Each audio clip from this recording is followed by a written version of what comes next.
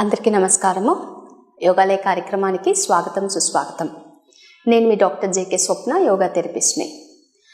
మనము యోగాలయ కార్యక్రమంలో రకరకాల ఆరోగ్య సమస్యలకి యోగా థెరపీ ద్వారా ఏ విధంగా మనము సొల్యూషన్ ఫైండ్ అవుట్ చేయగలుగుతాము, లేదా యోగా థెరపీతో ఆ ప్రాబ్లమ్ని ఎలా తగ్గించుకోగలుగుతాము అనే దాని మీద డిస్కస్ చేసుకుంటూ ఎపిసోడ్స్ చేసుకుంటూ వస్తున్నాము. అందులో భాగంగా ఈరోజు మనం డిస్కస్ చేసుకునే సమస్య ఇన్సోమ్నియా. దీన్నే తెలుగులో చెప్పాలి అంటే నిద్రలేమి అని కూడా అంటారు. నిద్రలేమితనము అంటే ఏంటి? మనం పడుకోవడానికి వెళ్ళినప్పుడు మనకి నిద్ర పట్టకపోవడము, లేదు అని అంటే నిద్రపోవాలని ఎంత ప్రయత్నించినా కూడా గ్యాప్స్లో నిద్రపోవడం. అంటే ఒక 1 అవర్ పడుకున్నాక మళ్ళీ నిద్రలో అంటే మెలకు వచ్చేసి మళ్ళీ మీకు నిద్ర రాకుండా ఉండడము. ఇంకొంతమందికి పడుకోవడమే వాళ్ళు అరౌండ్ 12-12:30 నైట్ లేట్గా పడుకుంటారు. ఒక 2 అవర్స్ పాటే వాళ్ళకి నిద్ర పడుతుంది. ఆ తర్వాత ఒక్కసారి మెలకు వచ్చాక వాళ్ళకి మళ్ళీ నిద్ర అనేది రాదు. ఇంకొంతమందికి అసలు నిద్ర పోవడానికే భయపడతారు. కళ్ళు మూసుకోవాలంటేనే భయం, వాళ్ళకి అసలు నిద్ర అనేది రాదు. రకరకాలంటే ఈ నిద్రలేమితనం అనేవి డిఫరెంట్ ప్యాటర్న్స్ అన్నమాట. ఒక్కొక్కరికి ఒక డిఫరెంట్ ప్యాటర్న్ లాగా ఉంటుంది. సో ఈ స్లీప్లెస్నెస్ అనేది మెయిన్గా ఎందుకు వస్తుంది? ఒకటి హెరిడేటరీ, వాళ్ళ ఇంట్లోనే కొంతమందికి ఎర్లీ రైజర్స్ అని అంటారు. ఎర్లీ రైజర్స్ అంటే వీళ్ళు త్వరగా పడుకుంటారు, త్వరగా లేస్తారు. ఇంకొంతమంది ఫ్యామిలీస్లో ప్యాటర్న్ ఎలా ఉంటుంది అంటే లేట్గా పడుకుంటారు, పొద్దున్నే త్వరగా లేస్తారు. ఇంకొంతమంది ఎలా ఉంటారంటే దే ఆర్ షార్ట్ స్లీపర్స్ అంటే వాళ్ళకి ఇన్ జనరల్గా 4 to 5 అవర్స్ మాత్రమే పడుకుంటారు. అంటే హెరిడేటరీగా వంశపారంపర్యంలో వాళ్ళు 4 to 5 అవర్సే పడుకుంటారు, దానికన్నా ఎక్కువసేపు వాళ్ళు పడుకోలేరు. ఈ ప్యాటర్న్స్ ఫ్యామిలీలో ఆల్రెడీ ఉండి మనకు కూడా అలా ఉన్నప్పుడు అది పెద్ద ప్రాబ్లం కాకపోవచ్చు. అంటే మీ బాడీ ఆ 5 to 6 అవర్స్ స్లీప్లోనే తనకు కావాల్సిందంతా కూడా ఫంక్షన్స్. యూజువలీ స్లీప్ అనేది ఎందుకు అవసరము అని అంటే మనం నైట్ పడుకునేటప్పుడు బాడీ ఇంటర్నల్లీ మెకానిజమ్స్ మొత్తం కూడా హీల్ చేసుకుంటూ ఉంటుంది, రిపేర్ చేసుకుంటూ ఉంటుంది. మనం ఇప్పుడు మార్నింగ్ లేసాక ఎలా స్నానం చేస్తామో అలా మన బాడీ లోపల ఉండే డైజెస్టివ్ సిస్టమ్ కానీ రెస్పిరేటరీ సిస్టమ్ కానీ ఇంకా మనం తిన్న ఫుడ్ని డైజెస్ట్ చేసుకునేటప్పుడు అంటే రకరకాల ఫంక్షన్స్ ఏవైతే ఉన్నాయో అవి నైట్ క్యారీ ఆన్ అవుతూ ఉంటాయన్నమాట.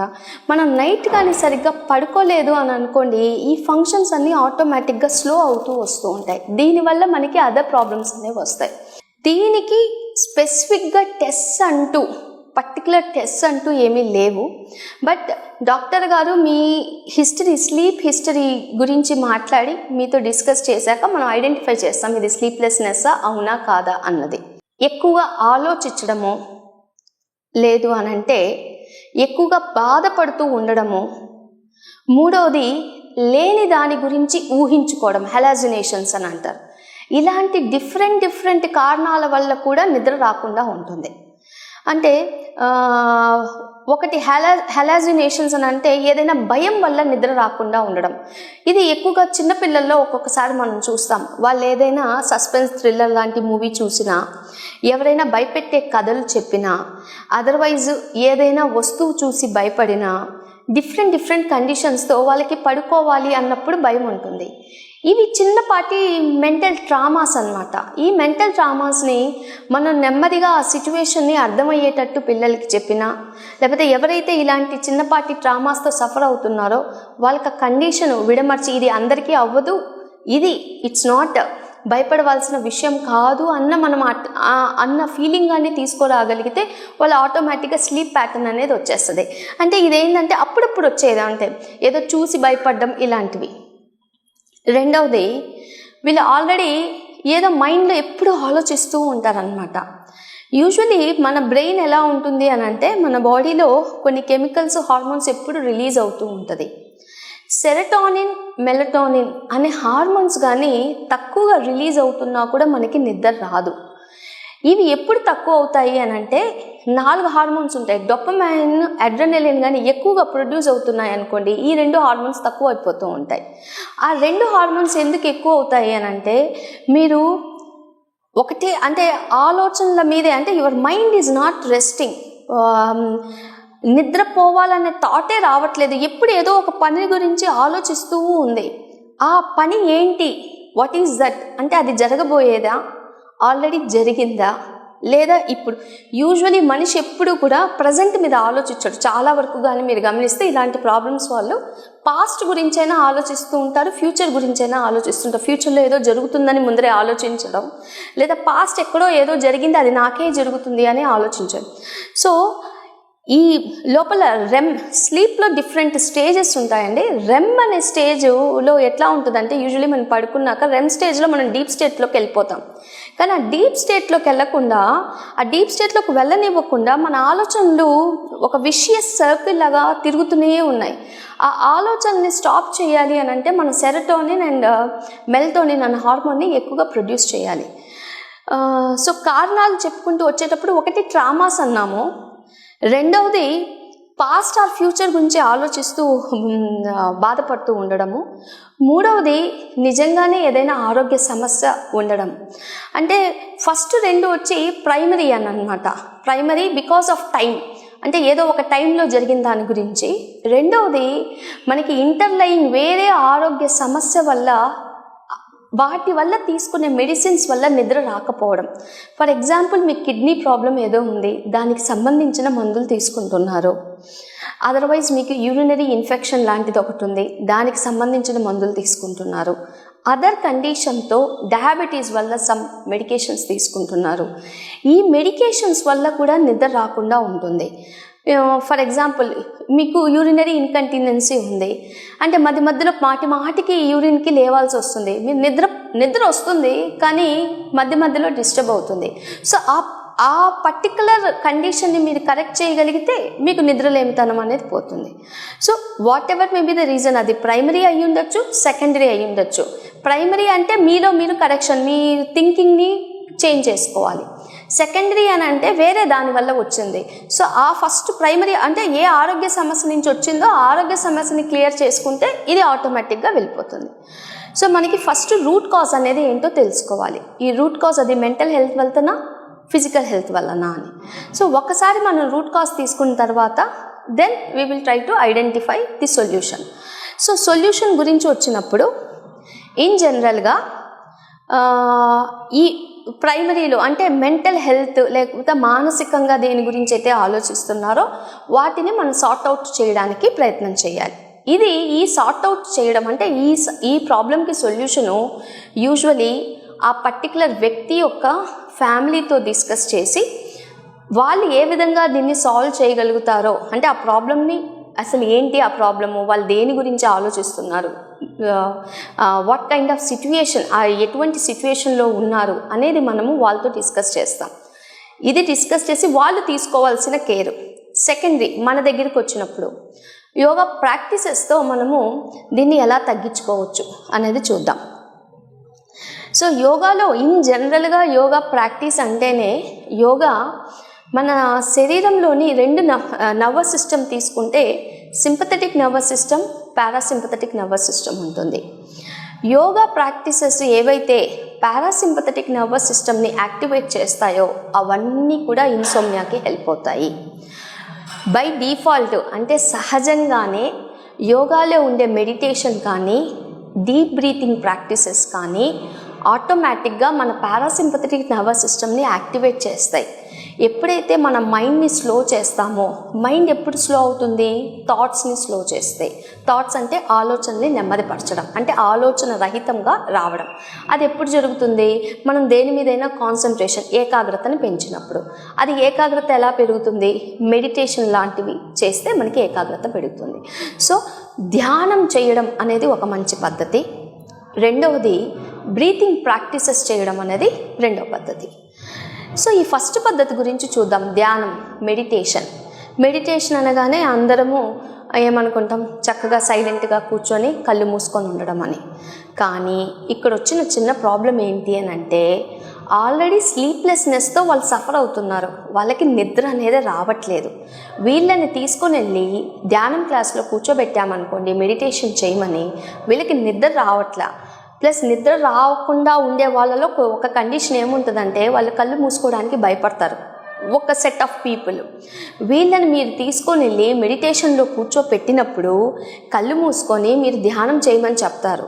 కానీ 60% ఆఫ్ ది పీపుల్ వాళ్ళు కళ్ళు మూసుకొని వాళ్ళు దే వోంట్ మెడిటేట్, నిద్ర వస్తున్నట్టు యాక్ట్ చేస్తారు. ఇన్ జనరల్గా some people they follow the instructions, they go through the meditation and all. Some people they usually doesn't follow the instructions for the sake of the క్లాస్లో కూర్చున్నామనే ఉద్దేశంతో just కళ్ళు మూసుకొని ఉంటారు. వాళ్ళు అక్కడ ధ్యానం చేస్తున్నారా, నిద్రపోతున్నారా, లేదా ధ్యానం చేస్తున్నట్టు నటిస్తున్నారా మనం తెలుసుకోలేము. సో స్లీప్లెస్నెస్ని మనం తగ్గించుకోవాలి అని అనుకున్నప్పుడు బ్రీతింగ్ మీద కాన్సన్ట్రేట్ చేయండి. సింపుల్ మెడిటేషన్ అన్నది కాకుండా బ్రెత్ మెడిటేషన్ అంటే ఏది చేసినా శ్వాసతో దాని అనుబంధం చేయాలి. సో శ్వాసను కానీ ఇంక్లూడ్ చేస్తూ చేయిస్తే మంచిది. సో ఒక కేటగిరీ మనం ఇందాక చెప్పాం, కళ్ళు మూసుకోవడానికి భయపడే కేటగిరీ. ఈ కళ్ళు మూసుకోవడానికి భయపడే because they are not trying to close their eyelids, that's why not going to sleep. చాలామంది కళ్ళు మూసుకోవడానికి భయపడతారు, అంటే ఈ స్లీప్లెస్నెస్ వాళ్ళు కళ్ళు మూసుకోవడానికే భయపడుతున్నారు కదా, సో దే కాంట్ స్లీప్. వాళ్ళని నువ్వు మెడిటేషన్ చేయమన్నా లేదా బ్రీతింగ్ కళ్ళు మూసుకొని చేయమంటే వాళ్ళు చెయ్యరు. వాళ్ళు 4-5 రోజులకి క్లాస్ నుంచి తప్పుకుంటూ వెళ్ళిపోతారు. ఫస్ట్ 4 days వస్తారు, ఆ తర్వాత రారు. సో కళ్ళు మూసుకోవడానికి ఎవరైతే భయపడుతూ ఉన్నారో వాళ్ళని ఇనిషియల్గా మీరు కళ్ళు మూసుకొని బ్రీతింగ్ కానీ మెడిటేషన్ చేయమని చెప్పొద్దండి. Let them open their eyes and start doing meditation. Let them open their eyes and start doing breathing. స్లోగా వాళ్ళకి క్లోజింగ్ అంటే కళ్ళు మూసుకొని చేసే దాని మీద మనం ప్రాక్టీస్ స్టార్ట్ చేయాలి. First and foremost a breathing help అవుతుంది అని అంటే స్లీప్లెస్నెస్కి 4-7-8 బ్రీతింగ్ అనేది హెల్ప్ అవుతుంది. Actually it's a concept of deep breathing. Deep బ్రీతింగ్లోనే ఒక చిన్న వేరియేషన్ అనమాట. సో 4-7-8 బ్రీతింగ్ అంటే ఏం లేదు, మనము నెమ్మదిగా శ్వాస తీసుకునేటప్పుడు 4 అంకెలకు లెక్క పెట్టుకోవాలి. అంటే 4 అంకెల దాకా శ్వాస తీసుకుంటాం. 7 అంకెల దాకా శ్వాసని మనము అలానే హోల్డ్ చేయాలి. తీసుకున్న శ్వాసని you have to hold it. 8 అంకెల దాకా ఆ తీసుకున్న శ్వాసని మీరు ఏదైతే హోల్డ్ చేయారో స్లోగా ఎక్సేల్ చేయాలి. 4-7-8 బ్రీతింగ్ టెక్నిక్ అని అంటారు. యూజువలీ యోగాలో పూరకము, రేచకము అని ఉంటుంది, అలాగే కుంభకం అని ఉంటుంది. అంటే ఇది ప్రాణాయామ కాన్సెప్ట్లోకి వస్తే, ప్రాణాయామ అంటే ఆల్రెడీ మనం చాలా ఎపిసోడ్స్ నుంచి చెప్పుకుంటూ వస్తున్నాం. Pranayama is nothing but A way of breathing. శ్వాసను ఎలా తీసుకోవాలి, శ్వాసను ఎలా మనం ఎగ్జేల్ చేయాలి, శ్వాసను మనం ఎలా బంధించాలి అనే డిఫరెంట్ కాంపోనెంట్స్ గురించి చెప్పేదే ప్రాణాయామ.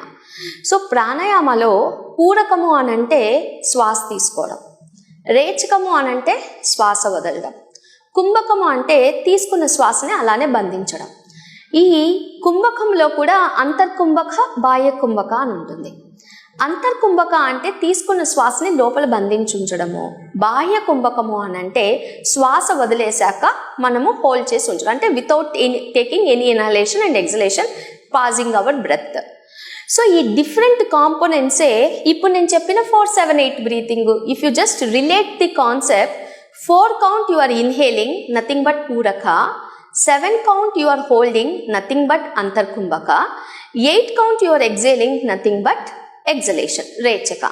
సో 4-7-8 బ్రీతింగ్ నేమ్ కొద్దిగా ఫ్యాన్సీగా ఉంది అంతే తప్ప ఇది కూడా ప్రాణాయామాలో ఏ type of breathing.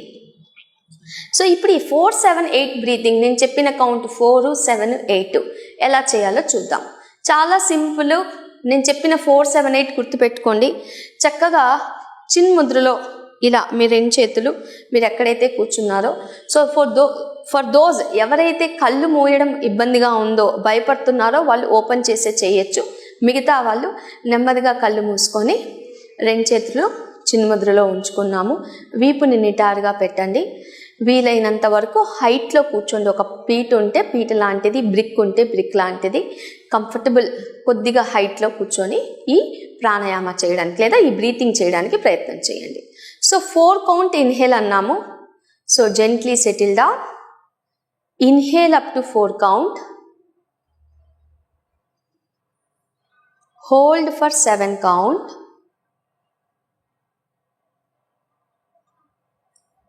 Exhale for 8 count.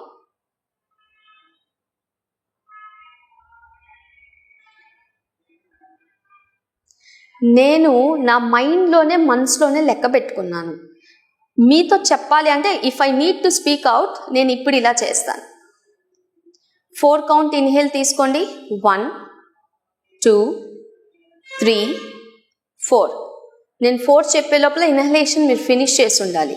Now hold your breath. శ్వాసను బయటికి పోనివద్దు, పొట్టలో అలానే బంధించండి. మీరు తీసుకున్న శ్వాస పొట్టలో అలానే హోల్డ్ చేయాలి. 1 2 3 4 5 6 7. Now try to exhale, pulling your abdomen inside. 1 2 3 4 5 6 7 8. ఒక సైకిల్ అయ్యింది. Let's go for second cycle. Inhale 1 2 3 4.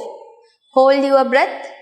1 2 3 4 5 6 7. Exhale 1 2 3 4 5 6 7 8. Third cycle. శ్వాస తీసుకోండి. 1 2 3 4. Hold your breath. 1 2 3 4 5 6 7. Exhale 1 2 3 4 5 6 7 8. Gently relax. ఇది చాలా సింపుల్గా చేసేది. శ్వాస తీసుకుంటున్నాం 4 అంకెల దాకా పొట్టలో నింపుతున్నాము, 7 అంకెల దాకా శ్వాసను హోల్డ్ చేస్తున్నాము, 8 అంకెల దాకా శ్వాస వదులుతున్నాం. ఫస్ట్ పద్ధతి. సెకండ్ పద్ధతి, దీన్నే మనము విత్ హ్యాండ్స్తో చేయొచ్చు. You have to stretch your hands. శ్వాస తీసుకుంటూ నేను చేతుల్ని ఓపెన్ చేస్తాను. 4 అంకెల దాకా శ్వాస తీసుకుంటూ చేతుల్ని ఓపెన్ చేస్తాను. శ్వాస తీసుకున్నప్పుడు గుర్తుపెట్టుకోండి, we're filling our stomach. We're filling. Stomach అని అనగానే పొట్ట, యాక్చువల్లీ బ్రీతింగ్ చేసేది మన శ్వాసకోశ, ఊపిరితిత్తులతో. సో ఇన్హేల్ చేశాక లంగ్స్ 4 కౌంట్ దాకా ఇన్హేల్ చేశాము. 7 కౌంట్ దాకా నేను హ్యాండ్స్ని ఇలానే ఓపెన్ చేసి పెడతాను. 8 కౌంట్ చాలా స్లోగా హ్యాండ్స్ని లోపలికి తీసుకొస్తాను. ఇది hands in and out breathing, but for the count of 4:7:8. 3 cycles చేద్దాము. Just stretch your hands. Inhale 1 2 3 4. Hold it. 1 2 3 4 5 6 7. Exhale very slowly. 1 2 3 4 5 6 7 8. Inhale 1 2 3 4. Hold it. 1 2 3 4 5 6 7. Exhale 1 2 3 4 5 6 7 8. Last cycle. Inhale 1 2 3 4. Hold it. 1 2 3 4 5 6 7. Exhale 1 2 3 4 5 6 7 8. So ఇది hands in and out breathing.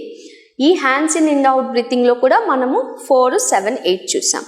ఇప్పుడు దీన్ని మనము with the help of మనం ప్రాణాయామ చేస్తాం కదా, సూర్యభేదన ప్రాణాయామ, చంద్రభేదన ప్రాణాయామ అని ఉంటుంది. సో మనం ఎప్పుడు కూడా స్లీప్లెస్నెస్కి చంద్రభేదన ప్రాణాయామ చేయాలి. చంద్రుడు దేనికి సంకేతము? Cool, peacefulness, night. మనకి నిద్ర రావట్లేదు కదా, యూజువల్గా మనం ఎప్పుడు నైట్ కదా పడుకునేది. సో మూన్ బ్రీతింగ్ అని కూడా, అంటే డిఫరెంట్ నేమ్స్ ఉంటాయి. సో చంద్రభేదన ప్రాణాయామ చేయాలి. చంద్రభేదన ప్రాణాయామ చేయాలి అని అంటే లెఫ్ట్ నాస్ట్రిల్ బ్రీతింగ్ గుర్తుపెట్టుకోండి. రైట్ నాస్ట్రిల్ బ్రీతింగ్ అంటే sun breathing. Left nostril breathing అంటే చంద్రభేదన ప్రాణాయామం. సో లెఫ్ట్ నాస్ట్రిల్ బ్రీతింగ్లోనే మనం 4-7-8 రేషియోని ఇంక్లూడ్ చేస్తాం. ఎలా ఇంక్లూడ్ చేయాలి? సో యాజ్ యూజువల్ మీరు విష్ణు ముద్ర ఇంత ముందర మీరు ఫాలో అయ్యి ఉంటారు. మనం విష్ణు ముద్ర తీసుకున్నాము. నా ముక్కు దగ్గరికి ఇలా తీసుకొచ్చాను. నేను లెఫ్ట్ నాస్ట్రిల్తో చేయాలి కాబట్టి నా తంబుతో రైట్ నాస్ట్రిల్ని క్లోజ్ చేస్తున్నాను. Okay, so now same concept 4-7-8 కదా. ఇన్హేల్ తీసుకుంటాను, కుడి నాసిక ద్వారా 4 అంకెల దాకా శ్వాస తీసుకుంటాను. శ్వాస తీసుకోవడం పూర్తయింది, క్లోజ్ చేసేసారు. ఓకే, 7 కౌంట్ దాకా.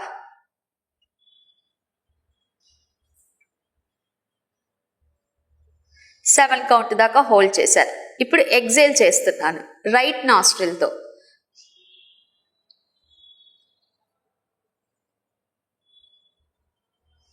ఒక సైకిల్ అయ్యింది. Now let me talk loudly. 1 2 3 4 inhalation finish అయింది. Holding my breath. 1 2 3 4 5 6 7. Exhale. 1 2 3 4 5 6 7 8. Second cycle అయిపోయింది. Third cycle inhale. 1 2 3 4. Hold your breath. 1 2 3 4 5 6 7. Exhale. 1 2 3 4 5 6 7 8. Slowly relax. ఇది చంద్రభేదనతో చేశాం. దీన్నే అనులోమ విలోమాలో కూడా చెయ్యొచ్చు. సో బ్రీతింగ్స్ చూసుకోండి. ఒకటి నేను సింపుల్ బ్రీతింగ్ 4-7-8 బెల్లీ బ్రీతింగ్తో చేశాను. రెండవది మన hands in and out breathing చేశాను. మూడవది చంద్రభేదనతో చేశాను. నాలుగవది అనులోమ విలోమ ప్రాణాయామానే 4-7-8 బ్రీతింగ్లో ఒక సైకిల్ చూపిస్తాను నేను. సో యూజువలీ అనులోమ విలోమ అంటే alternate nostril breathing. Right inhale left exhale, left inhale right exhale. Since we want to cool down our mind, లెఫ్ట్తో నేను స్టార్ట్ చేస్తున్నాను. సో లెఫ్ట్తో స్టార్ట్ చేసేటప్పుడు నేను 1 2 3 4 హోల్డ్ చేస్తాను. 7 కౌంట్ దాకా హోల్డ్ చేసి 8 కౌంట్ దాకా రైట్ నాస్ట్రిల్తో ఎగ్జేల్ చేసేస్తాను. మళ్ళీ 4 కౌంట్ ఇన్హేల్ తీసుకుంటాను. 7 కౌంట్ హోల్డ్ చేస్తాను. 8 కౌంట్ లెఫ్ట్ నాస్ట్రిల్తో ఎగ్జేల్ చేస్తున్నాను. ఇది కూడా ఇలా చేయొచ్చు. 4 డిఫరెంట్ వేరియేషన్స్ చేశాం. సో ఈరోజు మనము స్లీప్లెస్నెస్, నిద్రలేమితనానికి ఎటువంటి బ్రీతింగ్ హెల్ప్ అవుతుంది అనేది మనము చెప్పుకున్నాము. రాబోయే ఎపిసోడ్లో ముద్రలు, ప్రాణాయామాలు ఇంకేం చేస్తే, యోగాలు ఇంకేం చేస్తే మనకి నిద్రలేమితనానికి హెల్ప్ అవుతుంది అనేది చూద్దాం. అప్పుడు దాకా సెలవు తీసుకుంటూ నేను మీ డాక్టర్ జేకే స్వప్న, యోగా థెరపిస్ట్ని. Thank you.